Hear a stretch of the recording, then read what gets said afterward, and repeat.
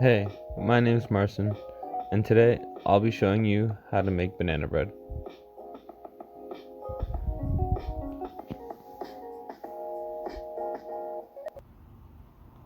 Here are your ingredients for your banana bread.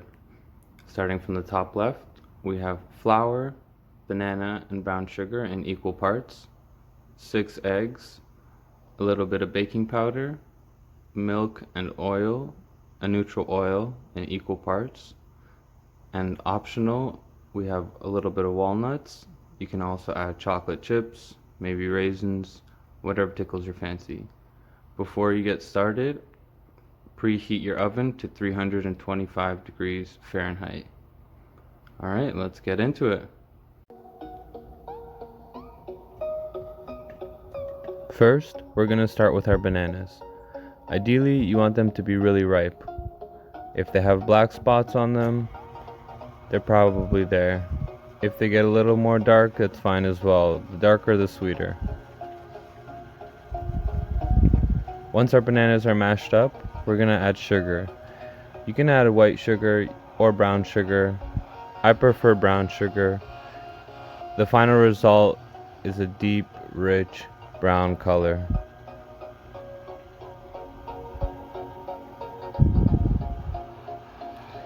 You want to mix this together slowly to ensure that the sugar and banana cream together.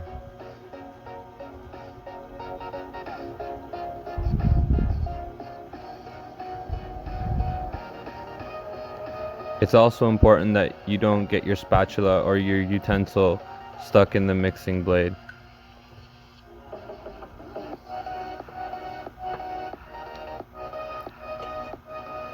Here I just sped up the clip a little bit so it doesn't drag on as much.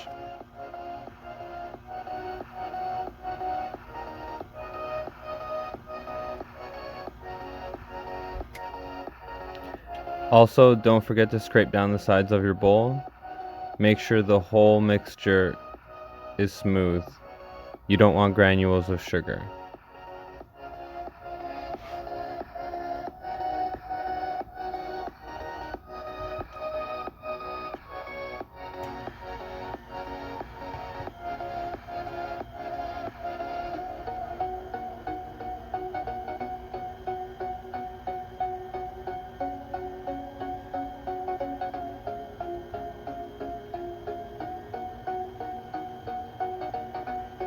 For our next step, we're going to add our eggs. I'm adding mine one at a time, very slowly, again, to ensure that it is very well incorporated with my mixture.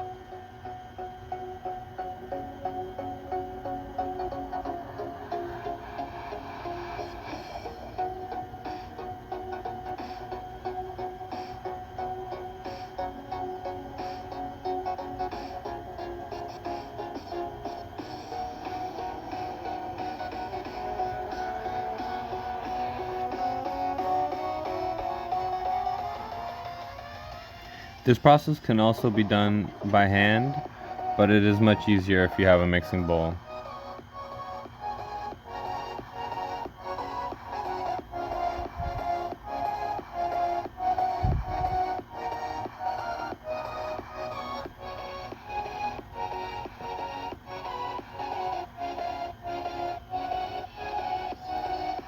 Once our eggs are incorporated, for our next step, we're going to be adding flour, milk, and oil.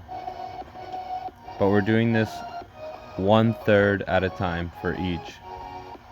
And then we're going to repeat the steps. So here you can see me slowly adding the flour in. Make sure not to dump it all as it'll poof out of the bowl. Just slowly add your flour. Next, I'm adding the oil. Again, slowly to ensure that it mixes thoroughly. The same thing will happen if you add too much liquid. There's a chance that it could splash out of the bowl if you have too much liquid in the bowl at the same time. And here I'm going in with the milk, slowly, again, ensuring that it's well incorporated. And here I'm just repeating steps 1 through 3 again. I just sped up the clip a little bit just to Make sure it doesn't drag on too much. But again, slowly adding all my ingredients, making sure they're all well incorporated. I'd recommend putting the liquids into something that's easier to pour, something with a spout.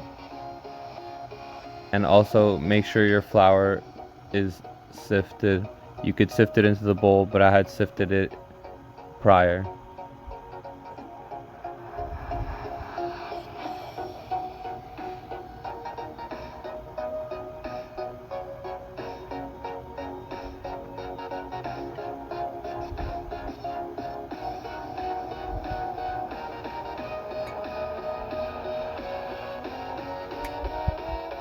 Again, same as before, make sure to scrape down the sides of your bowl.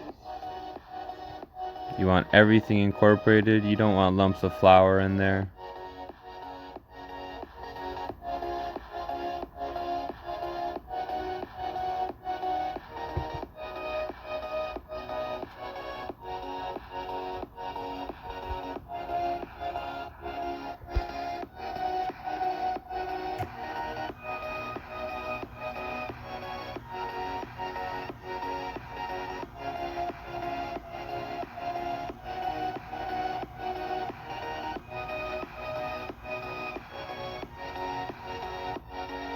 Once your mixture is ready, grease up 2 baking trays and pour your mixture into the bottom of the tray. I'm not going to fill up my tray, I'm going to pour walnuts 1/3 of the way up. I'm going to do this in both pans.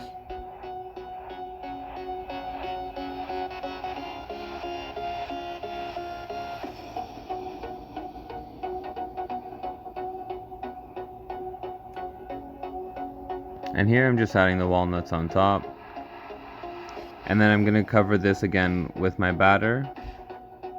Ideally I want all the walnuts inside. It doesn't really matter if there's some on top, but I'm going to try my best to cover them on top to try and make some layers.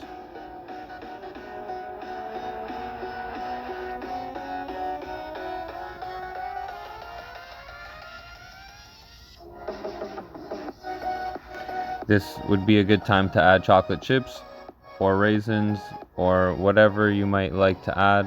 Again, I'm going in with more walnuts, and then I'll cover with more batter on top. By this time, your oven should be preheated to 325, long time ago.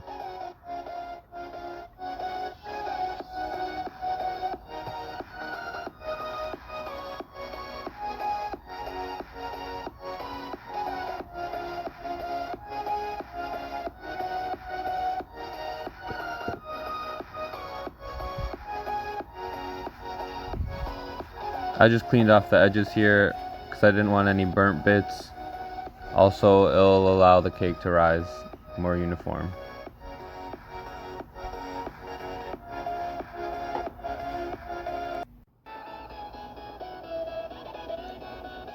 Now we're ready to bake our banana bread. You can go ahead and take both of your pans and put it on the middle rack of your oven. This is going to take roughly an hour, maybe more, depending on how big your trays are. I would start checking after an hour point. You can usually tell if there's a crack in the middle. You want the crack to be nice and toasty along with the exterior of the top.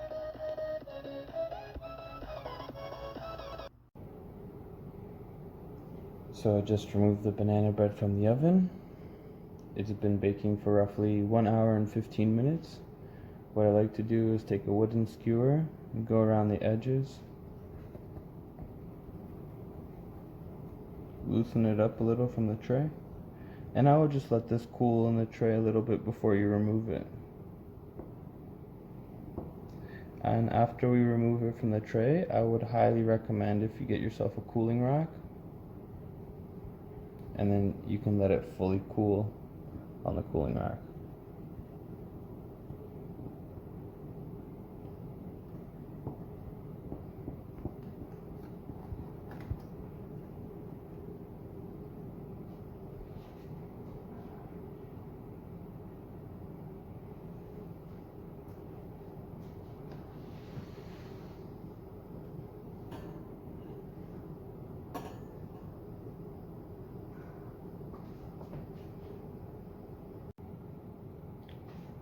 I'm just allowing them to cool on the cooling rack before I slice into them.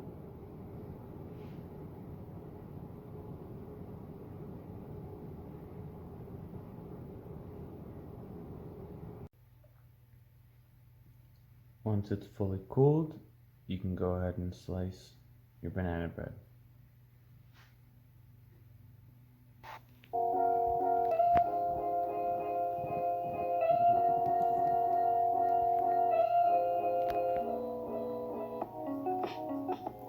And there you have it, my beautiful banana bread.